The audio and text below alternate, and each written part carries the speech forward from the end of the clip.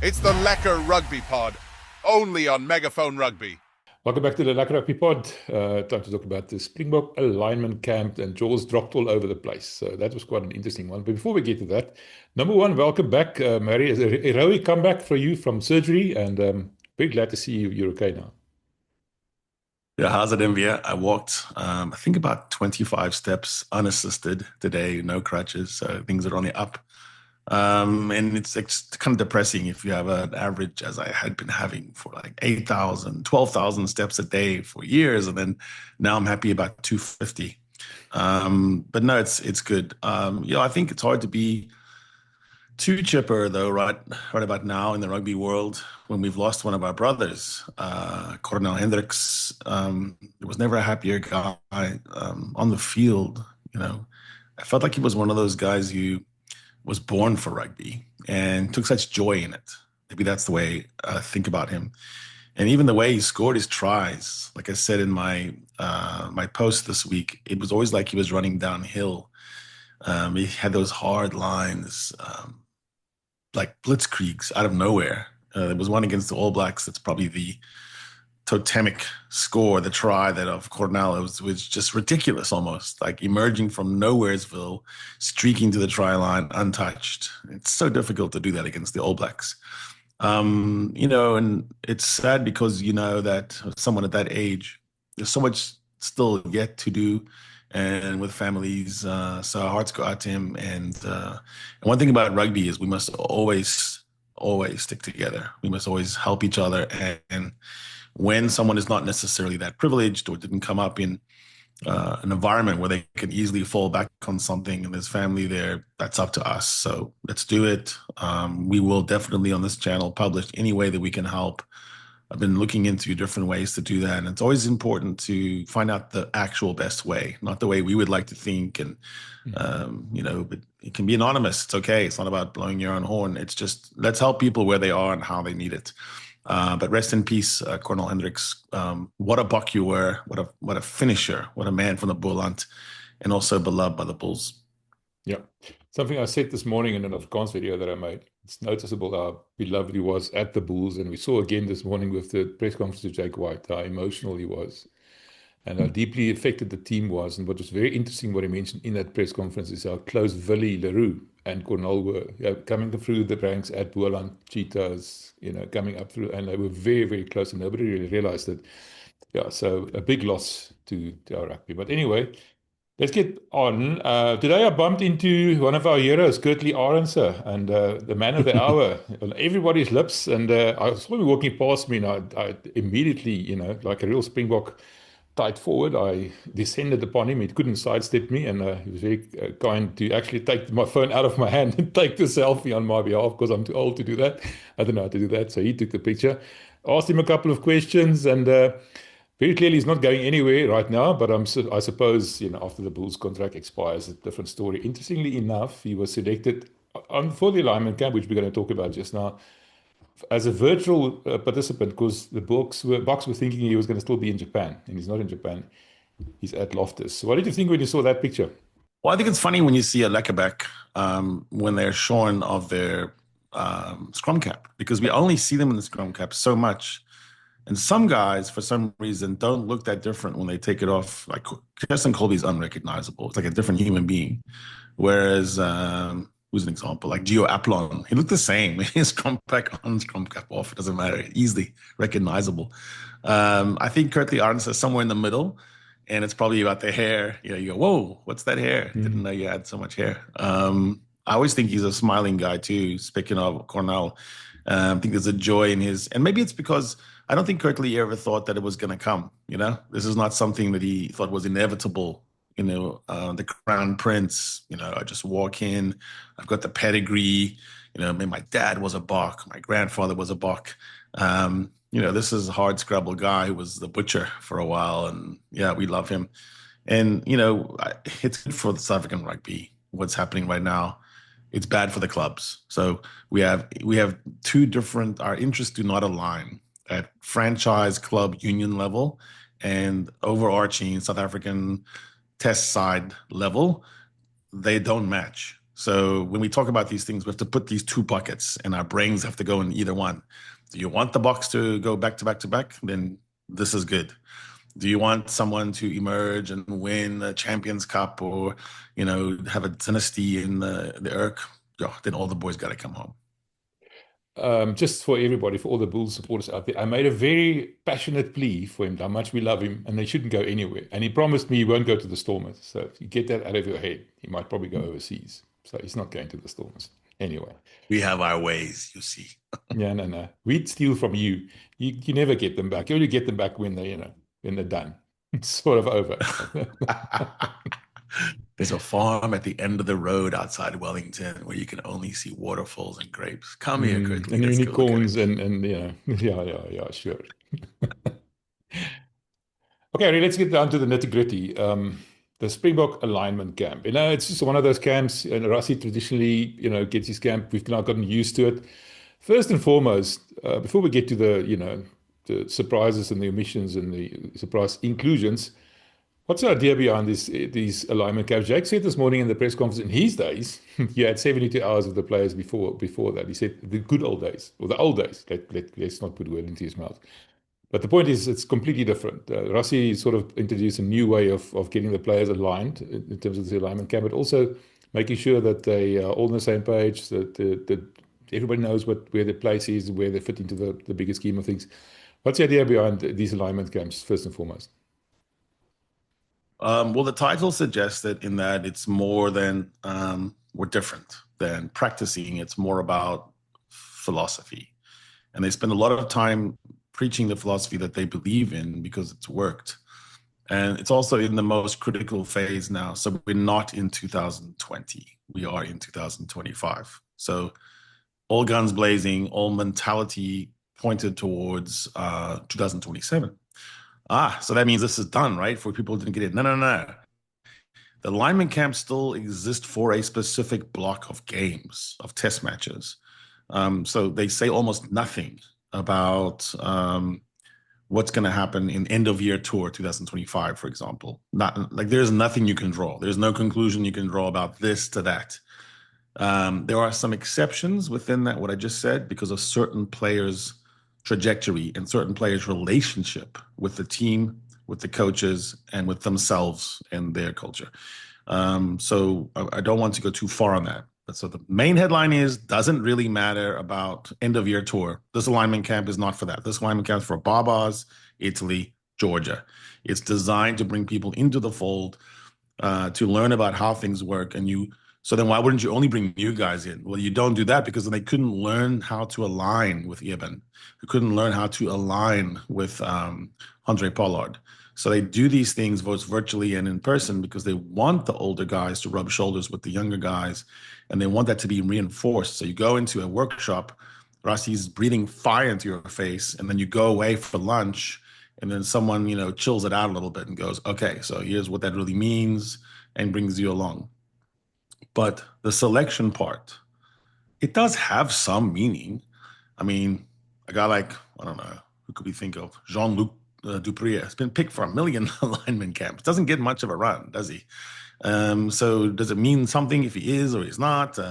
The top level of who gets into a game day 23, if we had to play right now, is different. There are people who would escape the alignment route. There are people who would jump over it. There are people who can be parachuted right back in because they're already aligned. So that's the thing we have to sort of factor in. It's not that simple.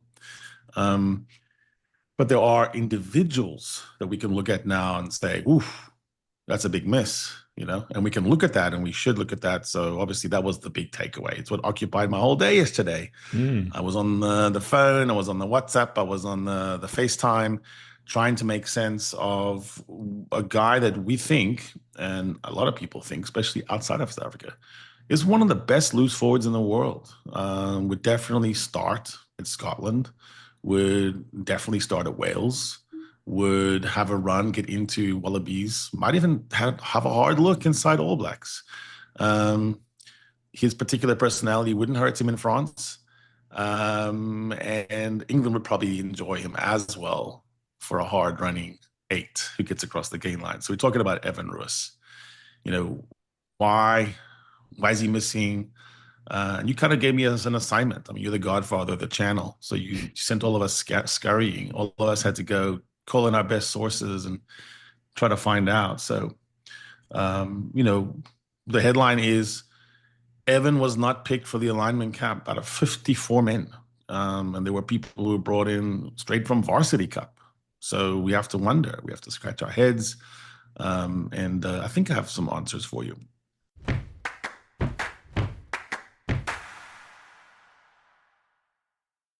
So before we get to your answers, let's just look at your sources. How credible are your sources? You said the Godfather, that being me, supposedly, sent you on this, I don't want to call it the wild goose chase, but deep inside, carte blanche type investigation. And who were your sources? Are they credible? Yeah, I talked to nine people, guys, they're all guys. I talked to 9 guys, and then fortuitously at the end of the evening, I had 2 people reach out that everyone here would recognize who kind of were confirming with me. Like, they were doing the same thing. And they were like, hey, what did you find, Harry? And then we compared sources and we were all the same. So I think it's legit. Three of the 9 are players either current on the box in the box squad or recent. 3 have been embedded in some way with the team, either as a trainer, news, comms, that kind of thing. But people I trust that have never steered me wrong. And no one out with a vendetta, by the way. No one's saying, yeah, let's stick it in to young Evan and so forth. And then 3 that I'll call my pork chop sources. These are just guys that I'm never going to talk to you guys about exactly, but they're always right. And they just have an ear to the ground. Mm-hmm. They hear the whispers, and they're really good at that. So my pork chops came through as well. And what's interesting, it wasn't really that much of a difference. So what I'll call the 60% rule of people who came with the same story, anecdotal, because no one was in the room for all these things to happen. But it comes down to people saying it's his dad. Evan's dad is the issue here, not Evan. But it flows to him because then he bears the brunt of what happens. And the story is that Evan had issues and he was supposed to go fix them. That Team Rassie gave him a very clear rubric. Here's your template. Hit more rucks, move more bodies, show that you're willing to work without the ball, show that you're not only interested when the ball's in your hands. It's actually a very similar set of things that Cameron Honeycomb had to work on. Like you can be a guy that's in love with the carry part of rugby, but not so much in love with the cleaning. Or you don't really love tracking back for scramble defense. You only like big hits up the middle, but do we see you in the corner flagging? So Evan was supposed to go back and work on those. And he got fitter and he got stronger, actually got quicker, and he had his shoulder surgery in January. So there's a rehab around that. He only gets 9 games in the ERC this year. First 3 of them was pretty tentative. So you're really judging about 6 of them for full force, Roos style, hair on fire. How's it look? Are you doing the things that we said you had to do? Bear in mind that he had sort of 2 waves in Bok colors. The first one was a bit rough. Second one was good. I mean, actually, in some of the games he played, he was one of the better forwards on the field. So it was a matter of those final touches. The problem is, this is what I hear. This is almost verbatim from people. At least 4 people said the same thing. His dad is killing Evan's Bok career. Some form of that. Wow. I was really shocked. And so when people say, because some people said this too, the players don't want to be grouped with him. There's one guy told me that no one wants to room with him. That's not true, by the way. Like, there are people in the Stormers that are friends with Evan. They don't want to be grouped with him because it's like, you don't want to, if you're coming into a team or into a new school, you don't want to be associated with the guy that's going to get you in the grief. So it's a matter of the sort of poison pill. So one of my guys, really credible source, said, no, it's just mind games by Rassie, and kind of excused Evan and poo-pooed the story of the dad. That was an outlier. Everyone else seemed to say it's this third relationship. So if you look at, Roos and the team, it seems like there's trouble there, but it flows from something else, which is the overbearing parent in sports. We see it a lot in golf. We see it in tennis. We don't usually see it in a team sport. But when we do see it in a team sport, it's really cancer for the player because rugby has an ethos. And one thing is you don't come in and try to question, an doesn't walk into the coach, and at the team bride start talking about, my son's not being used. I mean, you can do it, but it's going to be rough for the rest of the season. So there's a theory here that it's not so much about disliking him. That's not like there's a bunch of players out there that don't like him. The issue is the fragility of a winning side trying to go back to back to back, trying to go into glory, like where you could never take it away from this box setup. They would be without question the best rugby team in history, better than anything the All Blacks ever had and anything the Springboks ever had, which means it's the best ever of any. The tension of that is that they don't want anything no soap operas are allowed, no reruns and then fill in the blank, because we've had some players that have been like that. So in a way, I'm sad because I think Evan worked really hard on the issues. I think if you look at what he's done this season and how hard he's worked around the ruck and on the, getting his hands dirty, you got to give him credit for that.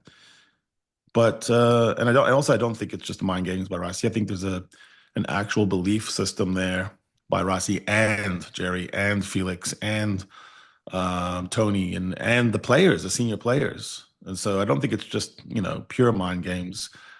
But I'm willing to believe there could be a little aspect of that, which is just this is an alignment camp for Baba's Italy and Georgia. And if push came to shove and you had to win in Eden Park tomorrow, some of these players, they're not ahead of Evan Roos. I mean, really, if Jasper and Cameron went down with injury and Elrich was still on the mend, you'd go to someone who had played in the green and gold before and who knows how to get across the gain line, because it's just really hard work if you cannot get across the gain line or stop someone.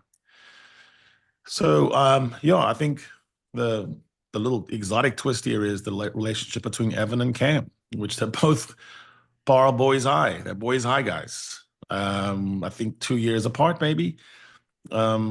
So there might literally have been sort of I'm ahead of you. I'm the bigger. I mean, Roos would have been older. 25? And Cameron's 23, I think. 22. So 22, 23. Yeah. So you've got these issues of Cameron plays the game like Rassie did.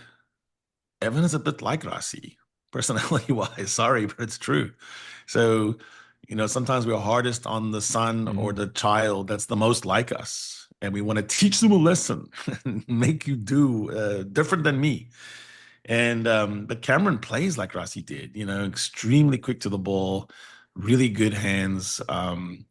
If it's just head-to-head, do you need both of them right now in the team setup? Probably not, with Jasper being, coming back quicker than we thought. Maybe it's just as simple as you don't need a classic number. You don't need 3 or 4 classic number 8s. You have Troki, you have Jasper, you have Cam, and then you have these other guys, Chichuka, you have people who can plug in, in those slots. So, even a guy like Marcel Coetzee could feel a little bit hard done by 2. But it may be just a question of trying to figure out how to place all these people. I ran just a simple head-to-head between Evan and Cam just for fun, just to see. And like I said, Evan comes in deeper into the season. But I mean, they're fantastic numbers, both. Let's see, 57 successful gain line carries for Cam, 58 for Evan with much more limited numbers. Beating defenders, they're both incredible. Evan does it a little bit more frequently, actually. Offloads, Cameron's way ahead. 22 offloads, 7 for Evan. When you look at some of the gain line percentages, Cameron's a little bit better. He's getting, because he evades tackles better. His evasion stats are like a back. When you look at sort of attending rucks and getting to rucks and the efficiency of that, that's interesting, because it does look like to me that Evan's getting to more rucks. And he's been told to do that, and he got to 80 rucks in more limited time, 86% efficiency rate at those rucks. Cameron, just a little bit more rucks, but less efficiency. Evan, I mean, Cam's not as good at getting bodies off of a ruck, of just taking them and wrestling them away. That's not his forte. Yeah, so I think it makes sense that if you had to pick one or the other, if that was the thing, and you had and you want to see Trocky and you want to see how he goes, and you want Jasper to get back in and be part of the leadership group in teaching, then Roos pays a penalty. But I don't think that's the reason. I think it's about the cultural issues that we're talking about here, that nobody is going to walk into our camp or talk about this thing and try to rule from outside. There's not going to be any whisper, network that, pushes us around and tells us what to do. We are the world champs. We're back to back, and we want to go back to back to back. And we're going to set a line right here, right now, that says we don't allow that. So don't inject yourself into our system. So, I mean, there's good news and bad news here. The bad news is what's happening. The good news is it's fixable, and you have to draw a line with your parents. We all do at some point. And Is it fixable? Can you fix your dad? You can make your dad not inject himself anymore. That's a tough conversation. It's a horrible conversation. Yeah. And I can give you a list, but I won't right now, of current Boks who told their parents how to be, when to back off, and to give them some space. And that's just part of growing up. So I think Evan's got some immaturity there if he's allowing it. If it's simply that the guy won't listen to him, then, if his old man won't listen to him, then, you have to get pretty drastic. Otherwise, you're going to end up looking back in time when you're 35, 40 years old and go, I could have been one of, the great players, but I never told my dad the truth, which was he was killing my career. The interesting thing is, a good friend of ours, son is also a current Springbok. The son is basically handed off the dad, said, listen, stay out of him, but he doesn't talk to him about anything. Very close, nothing's wrong there with relationship or anything, but that player took charge of that relationship. And it's not that the dad was wanting to interfere or anything, but the player simply didn't allow it. And Evan seems to have the opposite problem, isn't it? Yeah, I think that's it. I think you put your finger on it, which is, it's a complicated thing to analyze in your life, and you want people to support you. Everyone wants supportive parents, but there's a fine line between supportive parents and, what do they call it, codependence, where someone's getting too much out of it for themselves, like they think they are great because you're doing great. Really, it's just a guy playing rugby. You happen to be his father. You don't know everything. And so I think that's what's come down here. It's actually a very interesting little side issue. I support the way they've handled it, in that there haven't been any leaks. No one's tried to disparage Evan. Like I said, it's hard. He's done a lot of hard work. I can look at it. I can see the ruck stats now and compare them to a year ago or a year before that. He's getting to, looks like, 150 rucks. I mean, he's getting there, and he's doing something when he gets there because his efficiency rate's very high. He looks stronger. He looks leaner. Sometimes when you hurt your shoulder, you learn how not to hurt it again. And so you're more efficient with how you work. And so hopefully that's what's happening here. It's kind of a good problem, because if a guy of the quality, sort of top of the ERC quality, like all the other ERC teams would vote for him and say, this guy is hard to tackle. He's one of the worst people to tackle. If he's sitting out, that just shows you the incredible depth. And I wouldn't want to step beyond Trocky and say, good on you. He was our dark horse for our series with Andre Pretorius. And, it wasn't so obvious that he would be the dark horse when we were setting out to do it. I think his play in the for the Saints against Leinster kind of made everyone think, oh, look at this guy. But, we had rated him already, and we see him as someone who is a proper barnstorming number 8, who sees the field well, as I've said, a big bear with a map in his head. And so that's awesome for him. There's also a lot of people coming through in this alignment camp that you can tell are work-ons. They're project players. So that by itself can tell you what most coaches would tell you is, don't draw too many conclusions about what this 54-man list says in DABA, what this says about what happens at the end of the year, for example, if we're going to play the French in Paris. Like, who knows? It could be someone not on this list.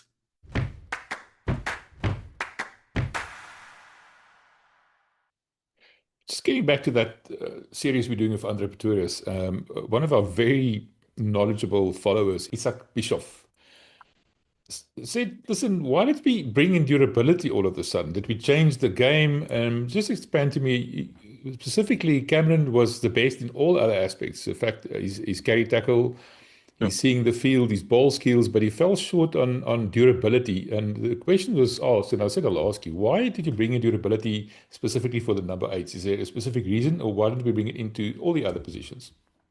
So look at all the stats on all the leagues for 10 years, and you'll see the number 8 is the high carry, high tackle man, which means that it's not just, randomly.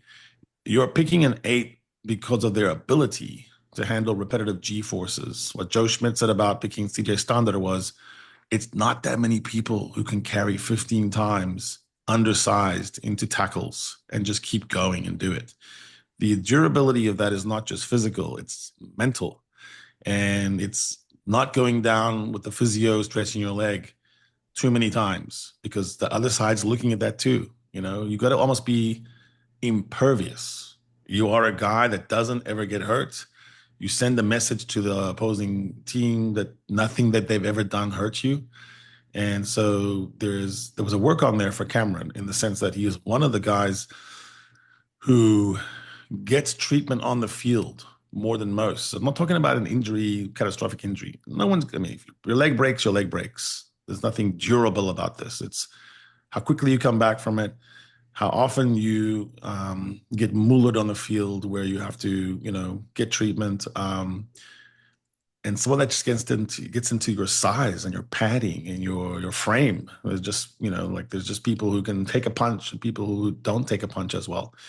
That was a question mark about Cameron. And what we said was that can be resolved.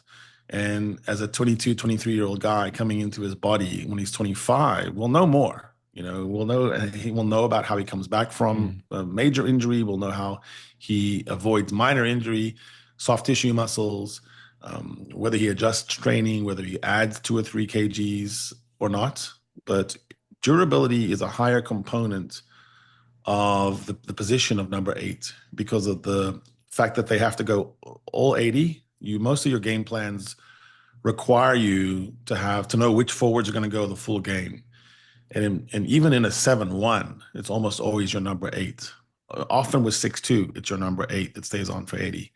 So number of minutes, like Jasper Wiese played the most minutes in the Premiership for several seasons in a row.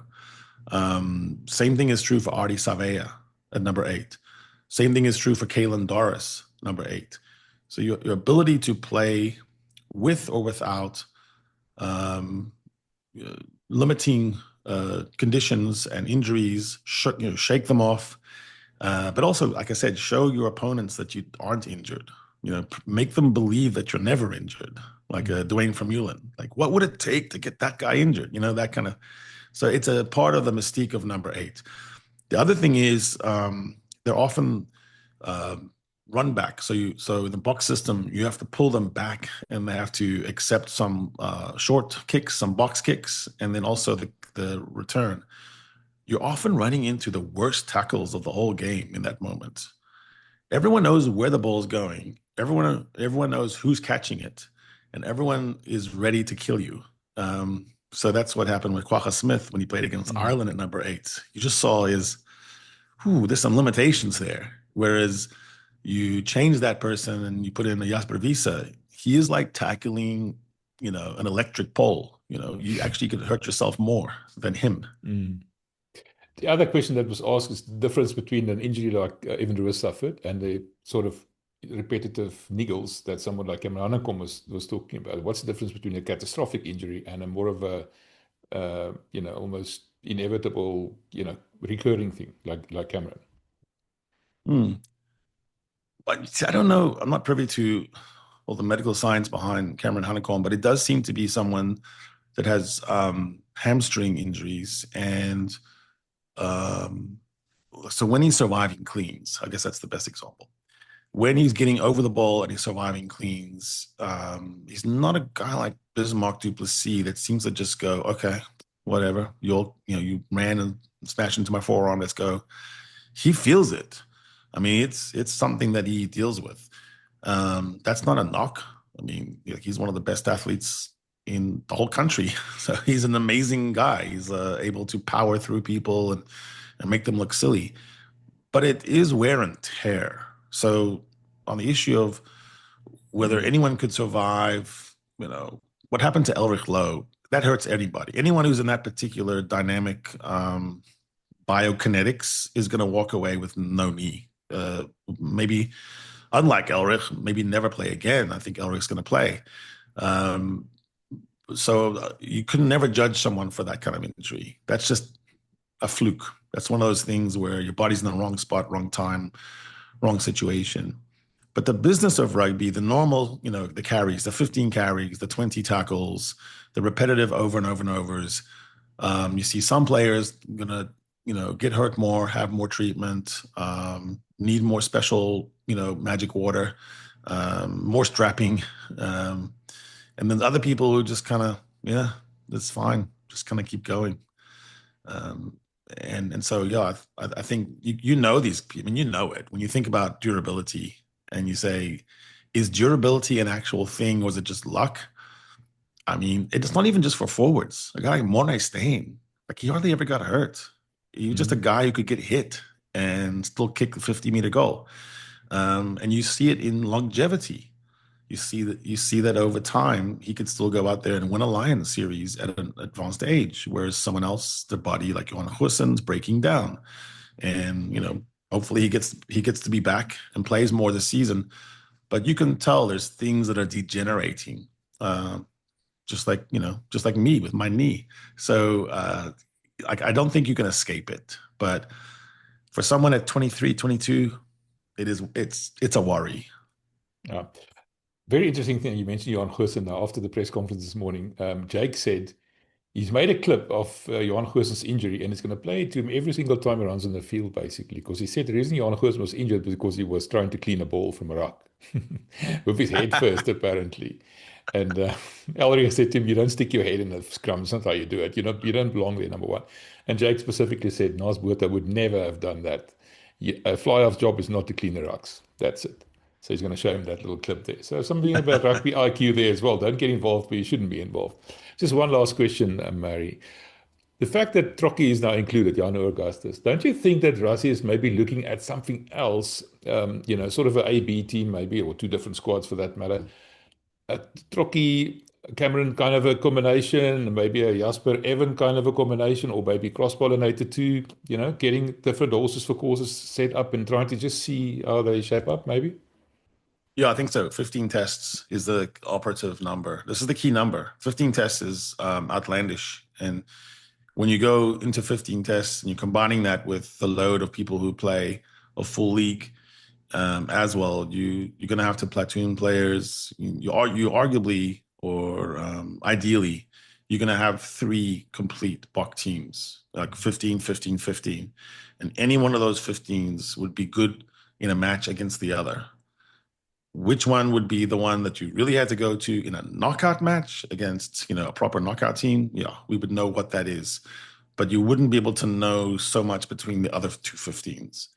They would be style orientated. They would be, in some cases, if you're trying to find a different attack shape, you might want to use a different setup. I think that's also why when you look at 54 people in an alignment camp and you factor in that there might be some, there's injury, there's always things that happen. So to be able to have 45 top flight Bok players, you have to have probably about 75 people that are of interest out there in the world and that you're following and you're helping, specific plans for them. And then from that emerges your 50, from that emerges your actual 37, 38. All right, Harry. I'm going to let you go back to bed. I dragged you kicking and screaming, but it was by popular demand. People were saying, where's my Harry fix for this week? So I had to do it, man. I'm sorry. I had to make you suffer. Talk again soon. Thanks, man. It's the Lekker Rugby Pod, only on Megaphone Rugby.